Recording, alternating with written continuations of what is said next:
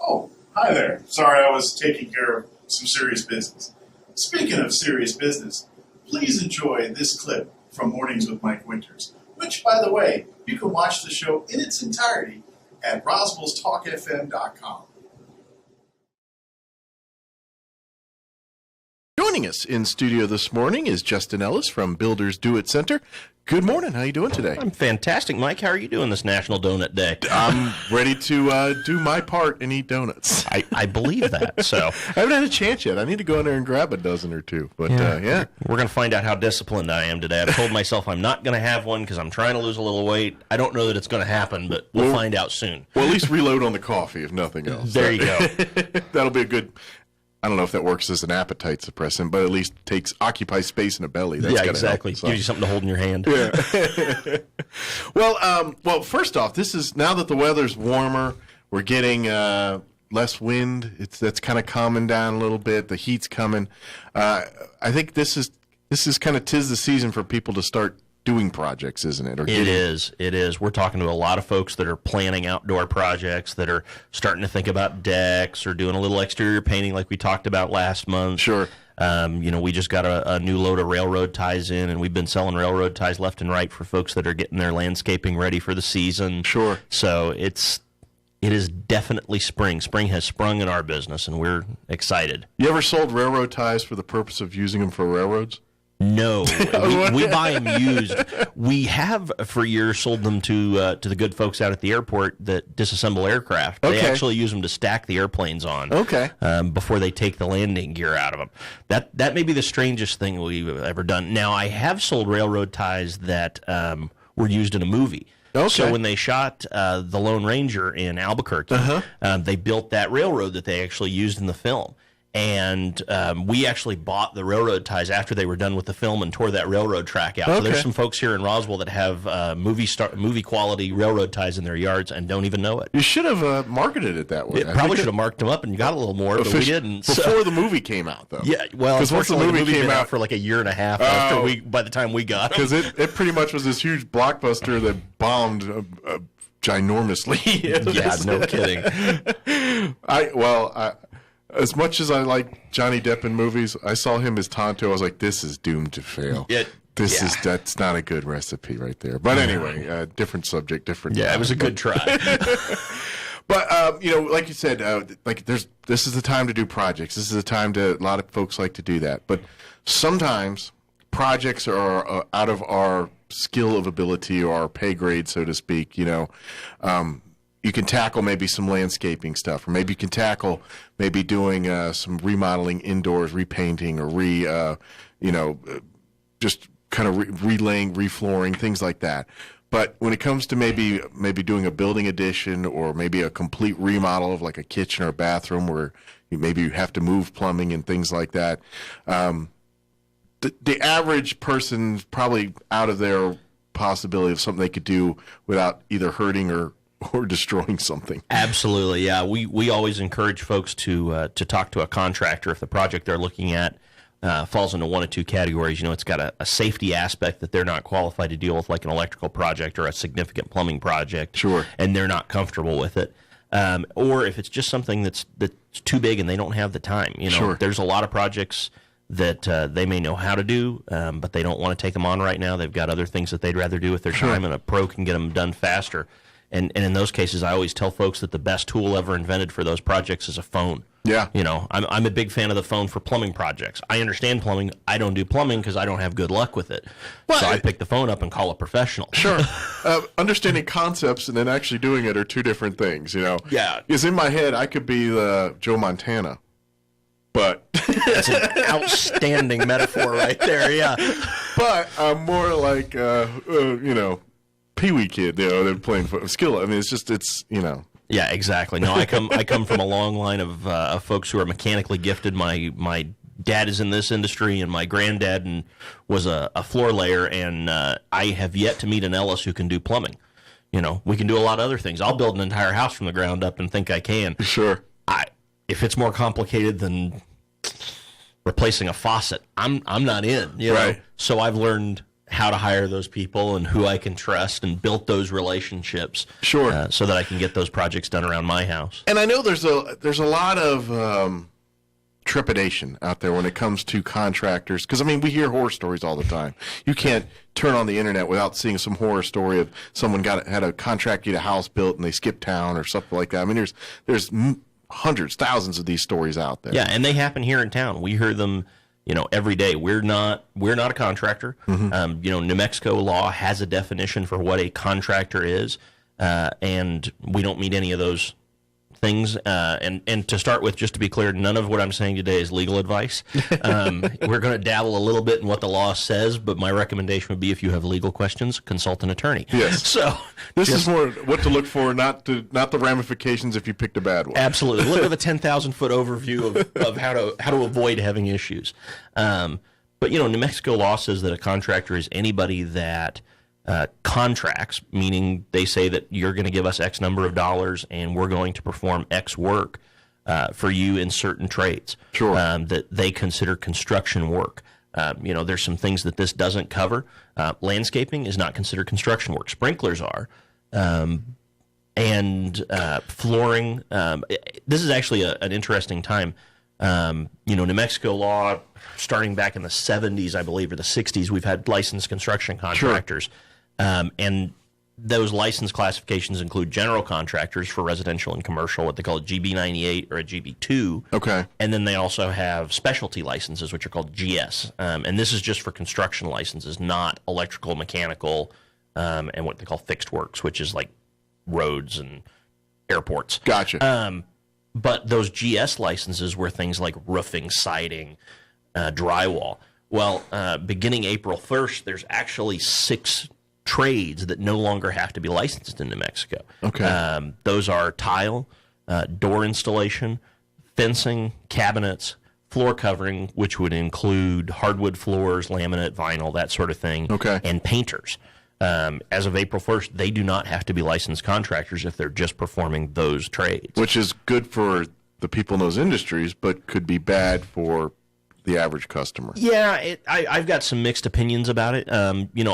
Those trades also happen to be the ones where there were probably the most illegal contractors. Mm-hmm. The state eliminated them in an attempt to lower the level of regulation that we have in our economy, which I'm a big fan of personally. Sure. But it does mean that consumers have to be a little more careful when dealing with those folks. That said, a license is no guarantee of not having issues. Sure. One of the big things I want to make sure I talk about, you'll hear the terms licensed and bonded, mm-hmm, and people will think, oh, well, they're bonded. That means I'm going to be taken care of by a bonding company.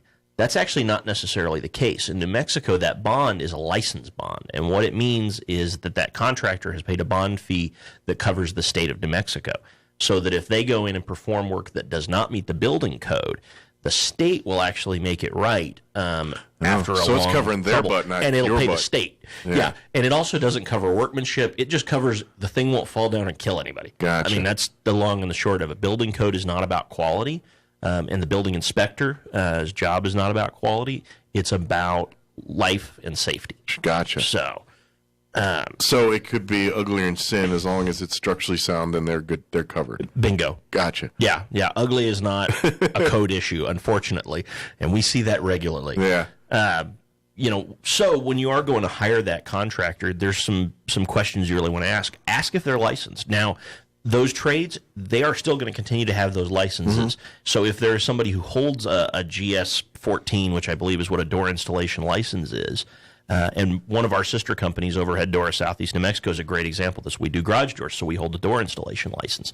We're going to continue to renew that license, mm-hmm, because we want to be a licensed contractor. Sure. But we don't actually have to. So they may have a license, and I would recommend giving these people a little more credit, sure, because it means they've it's good business jumped practice. Through the hoops. Yeah. Absolutely. So you want to make sure they're licensed if it's in a trade that requires a license. You want to make sure it's the right license. If it's commercial work, you need to make sure that they have a GB98, a general commercial contractor's license, okay, or the right specialty license for what you're doing. You want to make sure that they're insured, that they have a general liability insurance policy, that they have a policy on any of the vehicles that are going to be involved in your project. And the other big one is workers' comp. A lot of less reputable contractors will hire employees and not cover them under their workers' comp, and there's some ways that can be done that are marginal loopholes. The only reason this matters to a homeowner is if they come onto your property and that person's doing work and injures themselves, you may actually be held liable. Yet again, good opportunity to talk to your attorney, but we've heard some horror stories and are familiar with that issue. So you want to make sure that if they do have employees on your property, that they're actually insured to cover those people as employees, and that if they hire subcontractors, which most contractors will for certain trades, that those people are also insured. So something that I think most people don't think about when you say, "Oh, I'm going to build an additional home," and last thing I would think of that is I'm like, your guys, you pay them, you're responsible for them, but not necessarily, Absolutely. Especially depending on how everything on that project is arranged. You have to be very, very careful. The biggest thing that you need to do, and this is one we really push for, is get a written contract. I will tell you right now, any contractor that we work with that I would describe as a reputable, good contractor, and this is whether it's one guy out of a pickup who's doing work, or some of our large commercial contractors who have 50, 60, 100 employees who do millions of dollars of commercial work, the thing they all have in common is they all have a written contract. Now, it doesn't need to be anything fancy. It can be a signed quote, that kind of thing. But the key part is that you need to come to an understanding. And that's what the contract is about. It's not about lawyers. It's not about getting sued. It's about making sure that the contractor understands what you're going to pay them, and that you understand what the contractor thinks he's going to do in terms of work. Detail is really important here. The single biggest issue that we see between homeowners and the contractors they hire is that one party or the other didn't understand what the other was going to do. And so they get into the project and somebody changes their mind and says, hey, I know I told you that ceiling that you were going to put in an addition was flat. Well, now I want it cathedral. Right. And the contractor goes, well, I didn't bid that. And they said, well, you didn't put it in the contract that it wasn't. So you're going to do it, and now the contractor's out the dollars. Right. Or vice versa. They just assumed, the homeowner assumed that, well, the flooring was going to be included in this contract for this addition. And the contractor says, well, no, I was just building the structure. The flooring's on you. Right. That's the single biggest issue we see. And contracts really help avoid that because it spells out the details. Sure. Good contracts make for good friends. Sure. Absolutely. And it never hurts to have details explained up front. Yeah. And like you said, the more everyone's on the same page, the less likely an argument or a misstep's going to happen later down the road. Absolutely. So cover your butt by getting it writing and understanding what's in the writing, because that's easy too to get lost in a sea of legalese if there's some kind of I'm sure there's some standard contracts that float around out there that people sign and think that covers whatever they're going to do here, and that's not necessarily the case. There are, and if you feel like you need a better contract, the American Institute of Architects, the AIA, actually has a set of standard construction documents. And if you're someone who wants to be very, very careful, I would highly recommend A, talking to an attorney, and B, looking at those AIA contracts. Okay. They pretty much rule the commercial construction world.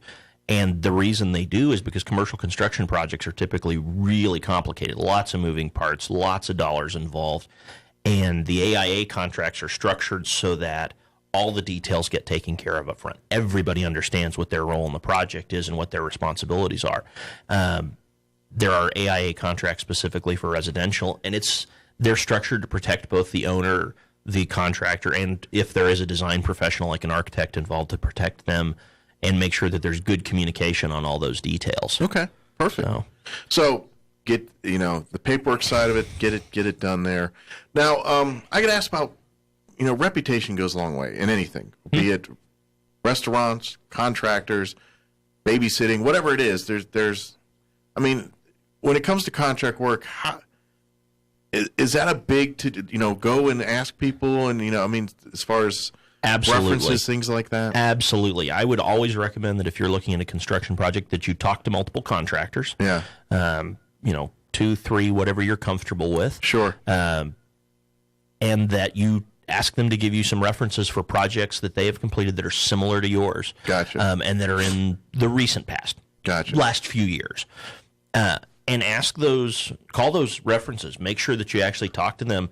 And the things you really want to ask them about are, how did they deal with issues? Because the reality is, any project, there's going to be problems, and that's okay. That's normal. Sure. So it's not about whether or not they have problems. It's about how do they take care of those problems. If it's a roofer, every roofer that I've ever met, and we work with roofers all over the state of New Mexico and West Texas. I know roofers all over in the country. Every single one of them has a horror story about something going badly. Rainstorm at the wrong time, the roof leaked while they were taking it off. Right. There was a problem. It's not about whether or not they have problems. The difference between the good and the bad ones is, are they responsive? Do they take ownership of the situation? Do they try to make it right for the homeowner? Sure. Or do they go, not my problem, and disappear on you? Right. Is there, because I'm thinking too, and when obviously if you ask a business for references, they're going to try to give you people they think will give them good references. Is there other resources outside of what they give you to go find out more about a business? There are, just like any business, I'd recommend talking to friends and family. Sure. And also going online. Okay. And talking about Yelp, Google. I know Angie's List is another one. Yeah, I've seen that one. I would definitely look at those. May want to take them with a grain of salt sometimes, Sure. because I think the most vocal people tend to come to the top in social media of any kind. And they're usually upset about something. Yeah, they're either really happy because they're family, or they're true. really upset. Sure. And both are valid. I mean, if you keep hearing the same theme about the same contractor or company, Chances are there's something there to there's that. probably, where there's smoke, there's fire. Sure. If it's one issue, sometimes it's the homeowner. Sure. I mean, not everybody can be pleased, unfortunately. What's some good resources as far as, okay, say short of opening a phone book or going online, say you don't really know any good contractors or anything, you don't know any. What are good resources to find some? What are Our first recommendation is come down to the store. Okay. Tell us about your project. We can help you get in touch with the right contractors. We recommend people that we do business with, our pro customers, but we do business with most of the contractors in town. Great. Want to do business with all the contractors in Sure. town. So if you're a contractor and listening, come see us. And that makes sense. Obviously, if these are folks that you work with, I mean, this is what builders do at centers. I mean, if someone's done you guys wrong, you guys have enough resources that, well, I don't need you. I'm not going to recommend somebody that's created issues for us with a homeowner. I'm not going to recommend somebody that owes us a bunch of money because they don't pay their bills. Right. We're going to recommend people that we trust, that we have relationships with. Sure. We're always going to give you multiple names. We always give 2 or 3 names of contractors when folks are looking for recommendations. And we can kind of help set some expectations for that project. If you're looking at a flooring project, come in. We'll sit with you in our design center, start helping you pick out product, and educate you a little bit on that project, so that when you do get on the phone with that contractor, that you're not completely blind. That's a really, really important first step. Gotcha. The other thing I would do is talk to your neighbors. Word of mouth is a big deal. If somebody else has had a great experience with a contractor, there's probably a reason. Sure. Especially if it's somebody that you know and trust and who has a similar temperament to you. That they have the same level of expectations on responsiveness and all those things that are really critical, ultimately. Ask them who they trust. So, Sure. And ask them about their experience.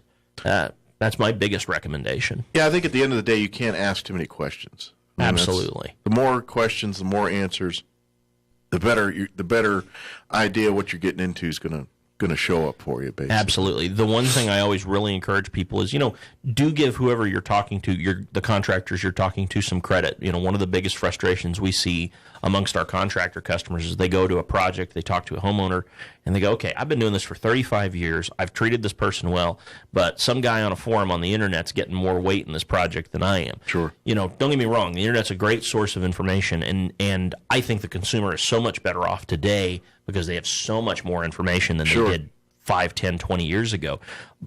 But if your contractors treated you right, sure, trust them. They're the experts, and they understand your project and this area. Sure. So much construction is very specific to certain projects. Just because somebody else had a certain experience or had a recommendation with their project somewhere else in the country, the regional differences make a huge difference. People don't understand our temperature swings in southeast New Mexico have such an impact on products that work here and products that don't work here, and our lack of moisture has an impact. There's things you can do here with exteriors that you can't do in a lot of the country because they'd rot.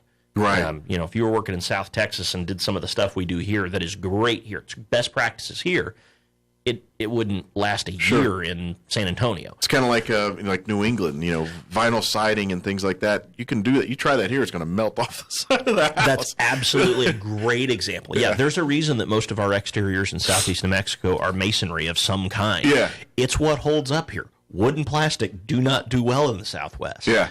So let me ask you this, and this is sort of in that realm, but we get anytime you get a hailstorm or something. Mm-hmm. I mean, it's common with the cars. The ding doctor guys come rolling in, but the roofers are also in that same area. Now, when it comes to these, I don't want to say fly by night, but that's kind of what we're looking at here. We call them storm chasers. Yeah, and they call themselves storm chasers. Now, I mean, is there? My gut instinct is say I'm a little scared of that. I'd rather go, but. If you are in a situation, are using some services like that? Is that guaranteed to be a bad thing, or not necessarily? Okay. We do a lot of business with what we call storm chasers or cat roofers, catastrophe roofers. Yeah, and they're really actually an important part. Our local roofers are great, and ultimately that's who we would recommend you trust if you're really concerned about it. Sure. But the reality is, if you get a major hailstorm like what hit Dallas this year. The McKinney market, and what hit Roswell about 8 or 9 years ago. We had a major catastrophic hailstorm here in Roswell. Right. If just our local roofers worked that, they'd still be repairing the roofs from that storm 10 years ago. Yeah. I mean, it is a labor problem. And so those crews coming in from outside are actually really important to getting those roofs repaired in a timely manner and preventing further damage to the home. Okay. Now, what you want to make sure is you still hold them to those same standards. Sure. They still need to be licensed. They still need to be insured. They need to be bonded. I'd still recommend that you get references. I would actually recommend that you work with someone who has worked in the area previously. Most of these guys will work out of an area like Lubbock, and they will work storms in Abilene, Midland, Lubbock, Roswell, Hobbs, Clovis. They got a circuit, basically. Yeah, exactly, or because southeast New Mexico and West Texas is one of the most hail-impacted areas in the country. Somewhere in that area gets a significant hailstorm virtually every year. And so there's guys that work those storms regularly, and so they come back. So repeat business is important for them. Yeah, it just may be 15 years ago. Right. And that's okay. That's a guy you want that has that history. Sure. That is not, it's not a bad thing that they're from out of town. Now, if it's some guy in a pickup who's willing to do it for a really cheap price, I'd be nervous about it. Sure. Anytime with a contractor something seems too good to be true, and catastrophic roofing situations are one of the best examples. People will want to pay your deductible for you. They'll offer you things like, if I can put a road sign in your yard, I'll give you $1,000 off. Some of that's marketing driven, and Sure. actually some of it's okay, especially if you're one of the first people on your block that's getting your roof done. Sure. But if it seems too good to be true, it probably is. And in this case, if they don't want to give you a written, very detailed contract that spells out what materials are going to go on your roof, how they're going to be applied, when they're going to be applied, and how you're going to pay for them, I would highly recommend you not use that roofer. Gotcha. And I would definitely recommend that you get a couple of quotes. I would also recommend that you not be in a hurry. Talk to your insurance company. If they say, hey, you have a year and a half to deal with this, or 6 months or whatever, use it. Hail damage, unless it's hail that's come through the roof and into the living room, which does happen. Right. You don't really have a great big hurry. It's Sure. going to take time for the sun to break that roof down and create longer-term issues. Take advantage of that time and talk to multiple roofers. If you get in a rush and you hire the first guy that walks up and knocks on your door, you may make a mistake. Sure. If for no other reason than you may not understand what you want. They may be a good roofer, but you may not tell them clearly what you want. Sure. So, yeah, research it. But Absolutely. But like you said, at the end of the day, not necessarily just make sure that it seems, like you said, if you put it in writing beforehand, chances are they're probably going to be pretty reputable. Yeah. If they're just saying, no, don't worry about that, we'll get it done. And Exactly, then you're yeah. like, thank you, have a nice day. The crew will be here on Thursday. I'll bring you a contract on Friday. Never Yeah. a good sign. Yeah. And it should cost what it should cost. The reality is with construction work, the two expenses are pretty much materials and labor. Materials, you can figure the costs out roughly pretty easily. Call us. We'll tell you what the materials are running. And if if the materials are going to cost $10,000 for a project and somebody's telling you they're going to do it for $12,000, they probably have a problem because labor is expensive. Sure. And good labor should be expensive. Yeah. You need to be careful because what happens in those cases, that guy will say, oh, yeah, I can do it for $2,000. Come in, start the project, and realize he can't. And that's really when you end up in a bind when you can't get a project finished. Sure. Because they'll either want more money or they'll just skip town and not finish it. I mean, that's the risk you run with that. And probably that's what happens in many of those cases when you hear the skip town situation. Yeah, they just disappear, unfortunately. And the other thing is, look for a trend. If they don't return calls before you've paid them, they're probably not going to return calls after you've paid them. Sure. Yeah, pretty good rule of thumb there. Yeah. So. But again, if you have any questions, probably best thing to do, come down to Builders Do It Center for a visit. Ask questions. Like I said, if you don't know anything about contractor, or maybe you've been solicited by a contractor and you say, hey, you sound good, but let me talk to somebody, and then come down. Maybe you have kind of a working knowledge, or Builders Do It Center has a working knowledge. Say, yeah, he's been doing some good stuff. Yeah, our team knows our contractors in this community, and in our Artesia store as well. Sure. We're happy to provide that advice to point you in the right direction.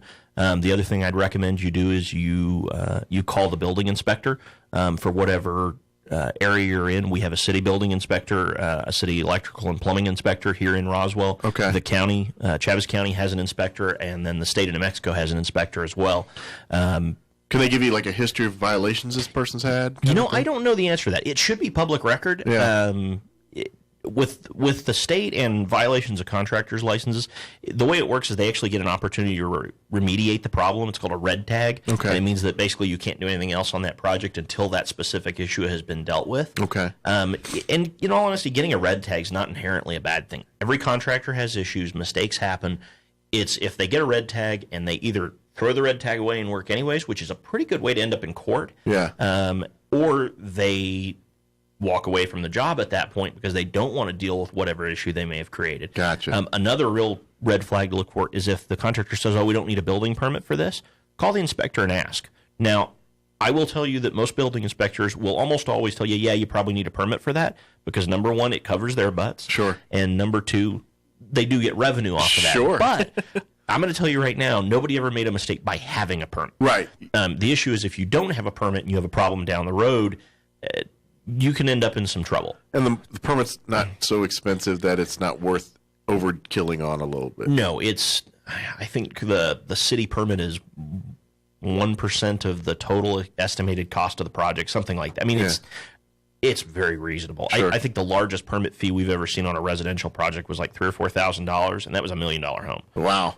So you're not worried about $3,000. It's going to be like $10. Yeah. It's the cheapest insurance you can buy. If you got a $3,000 building permit and you're building $1 million, that $3,000's drop in the bucket for you anyway. Non-issue. They spent more on gas for the generators for that job, I can assure you. That's right. Good. Justin, is there anything you wanted to share we skipped or missed or didn't get a chance to talk about?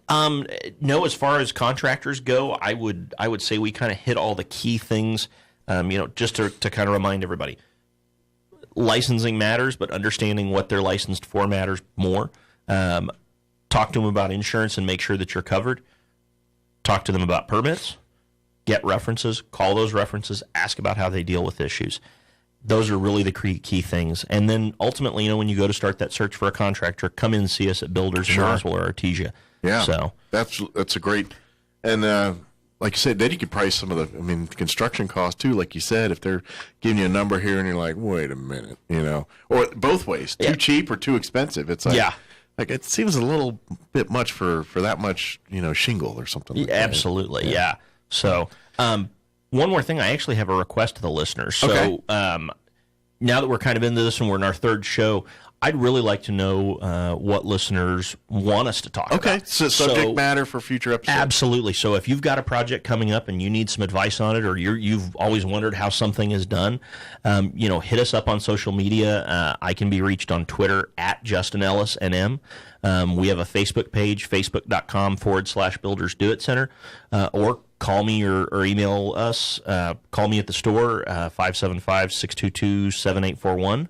or hq@buildersdoitcenter.com. Send us your questions. I'm going to start keeping a list. Okay. And give us some information to talk about for future episodes. And if you send it through us, through our Facebook or whatever, we'll definitely forward along to Justin here. Absolutely. Twitters or Facebooks or emails or whatever. Yeah, passenger carrier pigeons, whatever works for you. We're pretty flexible. Smoke signals, whatever works. So good deal. Well, Justin, appreciate all the great info there, and we'll see you again here real soon. All right. All right. Thanks, Mike. Take care.